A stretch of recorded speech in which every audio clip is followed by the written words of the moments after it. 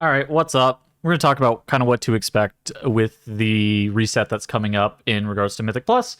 I'm going to be releasing this whenever NA's reset is, and we're going to be talking about what the affixes are, what's kind of changing with the affixes, what bosses are going to become a bit more challenging with Tyrannical, how the dungeon nerfs are going to impact some of the dungeons, and kind of what we expect to see with this next week, what the best keys and worst keys to farm are, that kind of thing, with this week in Mythic Plus. And so basically, the affixes are Tyrannical, Entangling, and Bursting, which all things considered are pretty easy. You're not playing with a priest as frequently this season as you were last season.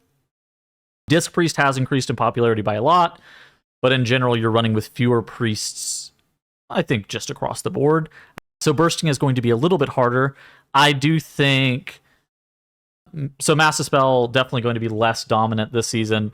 Overall, though, Bursting is not something that has always required like a Mass Dispel or anything. Mass Dispel makes Bursting much easier, but Bursting without Mass Dispel is not something that's insane. There are maybe a couple of pulls that are going to be a bit more tricky, but I think overall Entangling Bursting is a combination that is quite a bit easier than Incorporeal and Sanguine in regards to how much execution is required to be able to deal with keys. Tyrannical is the big one. Tyrannical is challenging for certain bosses inside of certain dungeons, and I'm sure you guys can think of a few. I have a couple that we're going to kind of talk about that I think are going to make some of the dungeons a bit more challenging. First off, we have Murazan's Rise. If you watch the video that I did talking about dungeon tuning, I think Tyr, whenever he goes and channels on the Oathstone, I think that the shield, while it did get nerfed, and we'll talk about the nerfs in a second, while it did get nerfed, I still think that this fight is going to become a lot longer in a dungeon that already had timer problems generally. On top of that, you're going to be getting more phases from Morchi, and Battlefield is going to be a lot harder. I think that this dungeon in general is one of the ones that scales the hardest with Tyrannical. Both of the Dawns do. Both of the Dawns are a lot more boss-centric than they are trash-centric. Or they have like low trash count dungeons, and so a lot of difficulty is put up in the bosses and like the HP of the bosses. And so I think that Rise is actually getting a lot more complicated this week due to it. There are some other bosses. I think that the Everbloom is actually getting a decent amount more challenging. The second boss, the Council, and the third boss, Archmage Soul, I believe are going to be a lot more cumbersome. Now, how you deal with the Council, and I've talked about this a little bit, you kind of zerg down the right guy and you commit all of your damage to it. That's going to be a lot harder on Tyran, depending on the key level that you're doing. There's having the caster free bolt your group, and you're not like kicking as many bolts since you're trying to zerg down the right guy, can cause some problems. And so I think that that's actually going to be pretty challenging. I think that Archmage Soul is also going to be a bit rough. The Salvo Fire AoE that she puts out on the players, a lot of healers already have problems healing on the move. And so, like, making that do a bit more damage is just going to put this in a position where I think that this boss is going to be a lot harder. Last boss of this dungeon is a bit weird. So, for Yanlu, this boss gets a lot harder the higher the key level goes. And so you can be locked into a position where he's summoning an ad, and you're barely getting that ad killed off in time. And the stomp plus the ad being out does a lot of group-wide damage to you.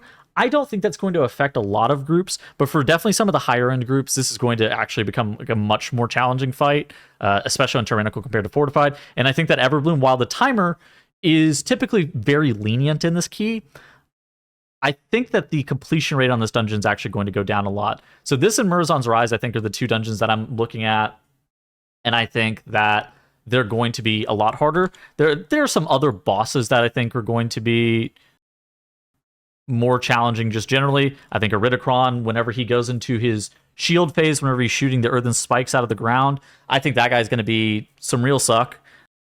Now, his shield does scale with key level as opposed to Tyrannical versus Fortified, so that's nice, but it's still, I think that this fight is going to be just like a lot harder. You might get more of the phases just generally, and I think that I don't think that Galakron's Fall is actually going to get that much harder, but I think that that boss in particular is going to be a bit more challenging. I think that those are the kind of the bosses that I'm looking at and the dungeons that I'm looking at to kind of see a bit more difficult. Now, there is some dungeon tuning. So Ataldazar is getting a bit harder, where Yasma's Racking Pain cast now does damage. Priestess Alunza does a little bit less damage to herself, and the Spirits of Gold are harder to kill. I wonder if these mobs are no longer CCable. This isn't super clear according to the blue post, at least at time of recording. There's also some other trash changes, and I kind of wonder if those are also included with some mechanical changes to how the trash mobs work. Overall, I don't think a Tal'Dazar is going to get that much more difficult than it currently is. I think that it was incredibly free. But you were like 3-chesting a dungeon. You were like already 3-chesting the dungeon while you were struggling at other dungeons at a similar key level. I don't think a Tal'Dazar is getting that much harder due to this, but I do think it's going to become a little bit more challenging.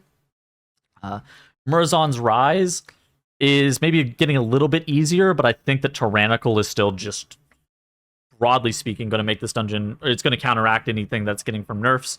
The damage from Deus is actually going down, which is nice, but I think that anything that's coming out of the nerfs is going to be almost offset by the Tyrannical, so I think that this dungeon is going to be pretty hard. Throne of the Tides is actually getting a decent amount easier. The hard part of Throne of the Tides is almost exclusively the trash, and so since now we're going to a Tyrannical setting and the trash is getting nerfed, things like the Snapdragons are able to get like evaporated by, Ret Paladins and Havoc Demon Hunters and Fury Warriors and BM Hunters and stuff like that. You're going to be able to almost immediately annihilate Snapdragons and kill off the Gil Goblin guys, and the Swell isn't going to one-shot you in a way that it would have one-shot you on a fortified key. So I think that Throne of the Tides is actually going to be a little bit more manageable this week, and it's definitely going up in that regard. Other changes aren't like super impactful. I will say that Oakheart could sauce a couple of tanks. Oakheart and Azumat, I think, are some other bosses that the longer the fight goes, the more room you have to just, generally speaking, wipe to those bosses. So Azumat's the last boss of Throne of the Tides, and Oakheart's, I would say, the group killer for Darkheart Thicket. Now, those are getting a little bit harder, but how much harder are they getting? So I'm going to kind of tier the dungeons. I think that, so if last week we had it set up like, I would say Murazon's Rise, Galakrons, obviously a Tal'Dazar is an S, Darkheart Thicket, Waycrest Manor, Blackrock Hold in A, and Everbloom in B. I would have probably done it like this for this most recent week. I think that for this upcoming week, I'm still going to leave Throne of the Tides in C just temporarily because I need to see like how much easier it's actually going to get. I could see Throne of the Tides maybe being as high as B, but I think that this is about where I'm going to land with this. I think maybe Blackrock Hold could move down to B. A lot of the difficulty in Blackrock Hold is like the bosses themselves, but the timers are so lenient, and now you're actually able to mass pull a lot of the trash packs with the affix set being easier. So I think that Blackrock Hold probably still deserves to go in A. So basically, I think that this is about what I would tell people the difficulty-wise. So like if you're looking to farm a Rise this week for, Mirror or Tank Cheat Death trinkets and stuff like that, I think that fortified weeks are generally going to be your best weeks to farm Rise. And I think that Tyrannical weeks are way hard on that dungeon. I would love to see like a timer buff for that place, maybe like 2 minutes off that time, or like go up to 37 as opposed to 35 where it is right now. That would probably be pretty reasonable. I think that Everbloom is actually going to be increasing a decent amount of difficulty as well. So I think that those are the two dungeons that are like moving down a little bit. So C and D. I'm interested in hearing your thoughts. Overall, though, I think that this is going to be a pretty good week. Make sure you're going to be able to get out there and farming gear. For those who are pushing towards 20s, good luck. For those who are pushing all the other levels, well, also good luck. And I will see you guys next week for the series, What's Happening in Mythic Plus. Goodbye.